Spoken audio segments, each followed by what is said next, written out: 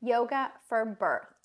In today's pregnancy yoga practice, I will share specific movements that help prepare your body for birth during pregnancy that you can do daily to help create space in your pelvis so that when it comes to the big day when you're going to meet your baby, that you and your baby can work together as a team to help open up your pelvic space for your baby to rotate down on his or her journey to birth.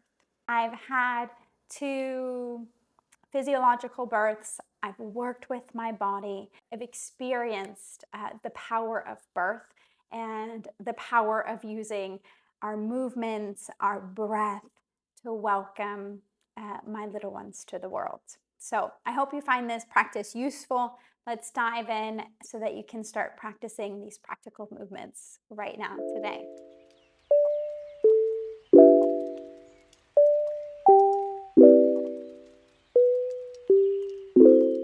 Welcome to this Yoga for Birth practice.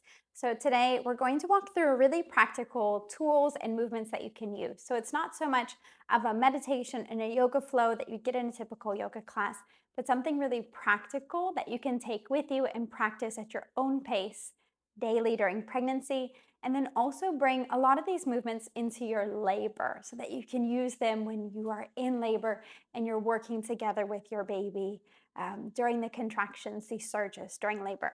To start, you need to know a little bit about your pelvic space. So if you haven't seen what your pelvis looks like, there are different levels to our pelvis. So we talk about the upper part of the pelvis, the mid part of the pelvis, and the lowest part, this pelvic outlet. And we can work with these different layers with different movements in our yoga practice. And most of these are baked into a yoga practice, and you wouldn't even know that's what the focus is. But I really want to point them out to you today and how you can use these specifically during pregnancy and then also during labor. But first, let's talk about how to find and connect to your pelvis. So stand up and bring your hands to rest. So the palms of your hands are resting on the front parts of your pelvis, and then your fingertips are pointing down towards your pubic bone. And this is a great thing to check in if you're having back pain, but it also helps you notice this pelvic space, which is important for the practice today. So we'll start with our hands there and just start to lift your tailbone up. So you're arching with the back. All right. And then tuck your tailbone under. And so you're lifting your hips forward almost. So we're rotating back and moving forward. Okay. So finding these pelvic tilts. We do this a lot. Maybe you recognize this movement as a cat-cow movement that we can do on the mat. But you can also do this standing as well. And since we're here, you can check and see on how you're carrying your baby today. Because often, especially in the 3rd trimester, you might notice that you might carry your baby like this a little bit, or you're tucking under and clenching through the glutes. I was more of this kind, like, whew, okay, it's getting heavy.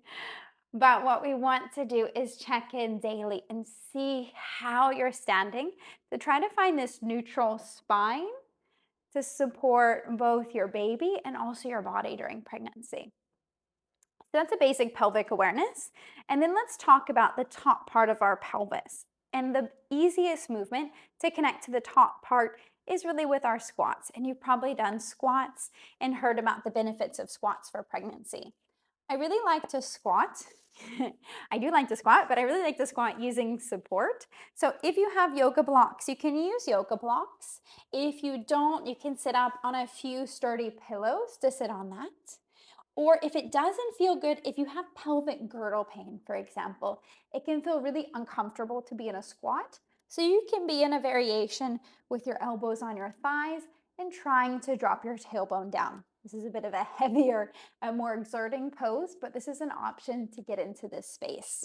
But if it feels okay and you can sit back onto your support, it's a little bit softer to land here. We press the elbows to the inside of your thighs if you're in the low squat variation, and the hands for everyone can come to heart center. When we're working with opening the top part of our pelvis, we also want to try to tuck the tailbone under slightly so that we lengthen through the low back and the spine, and that helps with this opening. And you can stay and breathe here for a few breaths. You can practice this daily. You can do this in the beginning through the active parts of your labor. And a really wonderful variation that you can use is whoever's supporting you during labor, you can hang on to them and do a supported low squat. I'll see if I can film a video on this with some support later, but you would take what's called a circus grip. So you grab onto their wrist or forearms, and then they do the same to you. You can cross arms or have open arms, and you really sink back, and that's a little bit easier. Or maybe if you have something that you can put over a door frame and stand away or against the door closing, so the door's not going to open on you, you can also do a deep squat like that. So that's opening the top part of our pelvis. Okay, next level, we come forward and we slowly move to all fours. So you can bring your props with you in front and then come down, take all the time that you need into our tabletop. Just take a few rocks here, or maybe circle of the hips to release your hip flexors and your groin from the squat before. You can find your breath here. You can do this kind of movement. We're not working with our pelvis here, but we're releasing gripping. You can do this movement during labor as well. All right. And then for our lunge, we're moving into the mid part of our pelvis. You can use your support to lift your hands a little higher, and we rock back and forward, bringing your right foot forward to start. So just a low lunge. Maybe the front toes turn out slightly. You have space for your baby, your thighs out wide enough for your belly, and we just rock here. Maybe if you have your blocks, you bring them up to the highest setting so that you have a nice lift. And this kind of lunge movement, we have one leg forward, one leg back. It helps to open the upper mid part of your pelvis. So think during the early part of labor, your baby's engaging and rotating. We want to focus more on this upper and then upper mid part of your pelvis, giving space for your baby. Another option, which is really nice to get into this movement, if you have a Pilates ball, I have one, but my son popped it this weekend playing with it in the garden. I don't recommend that, but you can lean on the Pilates ball here and rock forward and back. Or if you have a chair nearby, you can lean onto a chair and rest your upper body and just rock forward and back.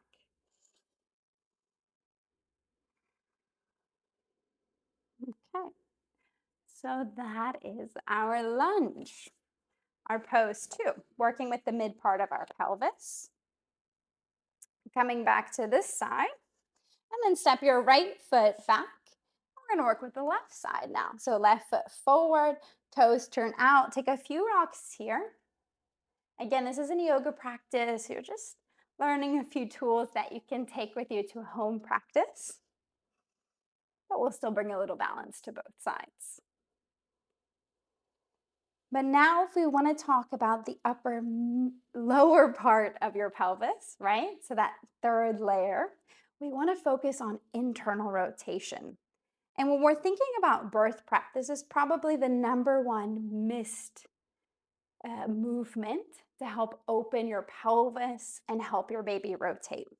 And it's often a place where labor can stall when your baby's trying to move down through that lower mid part of your pelvis.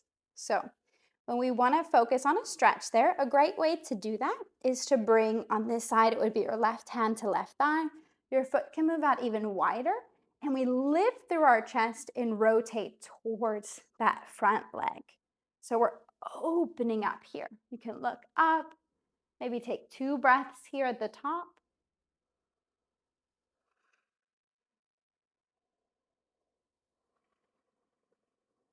And then slowly look down, come down, maybe take a few rocks, creating space. And then you can find stillness and then rotate again. There's a few different ways to work with internal rotation, but I'm just going to give you one for each level today.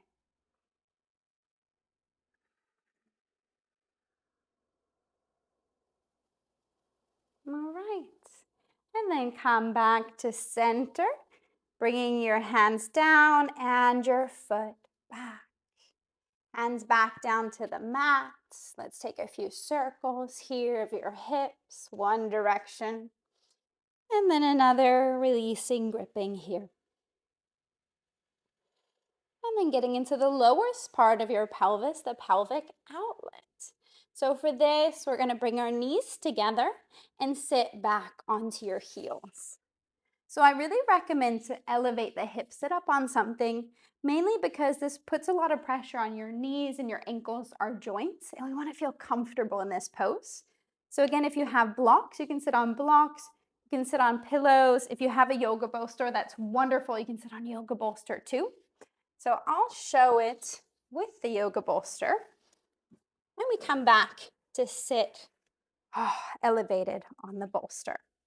Bringing your knees together and then your heels slightly out. So this kind of movement with the knees together, the heels out, this is what helps open the lowest part of the pelvis, our pelvic outlet. You can move your calves out to the side and we land in our hero pose.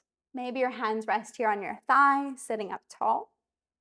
If you're sitting on a bolster like I am, then you have a built-in support to lean back. That's why I like the bolster as a good option.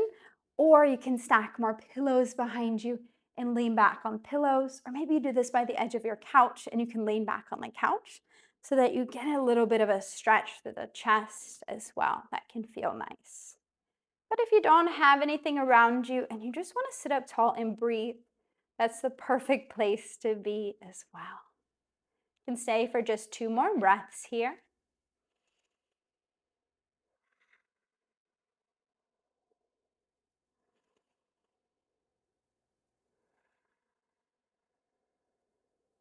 And then allow your eyes to softly open. Come back. To come out of this pose, we shift onto all fours, being gentle as you move your knees out under your hips. And you can tap out the feet if that feels good for the ankles, or maybe circle through your hips here again. When you feel good, you come out. In this hero pose that we just practiced, it's wonderful to practice during pregnancy, but you're most likely not going to be sitting doing this pose during labor like you could do the lunges in the hospital or wherever you choose to give birth. But you may have seen, if you've watched a video or a vlog of someone's birth experience, you've may seen that sometimes you can have a support person to hold your top leg up if you give birth on your side, and often the knee is angled down and the heel is lifted. And that's a really amazing place to give birth. And that's the same kind of movement we have here. Or maybe you've seen a video, you can also give birth on all fours with your knees together, heels out, this kind of movement. This is also an amazing place to give birth. It helps open this pelvic outlet. So these poses, they're very practical. You'll see them. If you read about birth or if you watch birth videos. They're really common and they move beyond the yoga mat into labor and birth. This is a toolbox today. This isn't a yoga practice where we're breathing and flowing, but this is a toolbox that you can incorporate into your daily pregnancy routine as you're preparing for birth. And just to summarize, we did a few different poses today. We worked with our low squats, very commonly practiced. I'm sure you've done that before. We moved through our lunges, two different variations, shifting forward and back. The front toes are turned out slightly. We're lifting with the chest. And then also coming forward and then doing this internal rotation. So you can take a few breaths in each variation. That's for the upper mid and the lower mid pelvis. And then the fourth pose we did today is our hero pose, sitting back, bring our knees together and our heels slightly out, helping to open the pelvic outlet. So if you try these, let me know what you think. See you next time.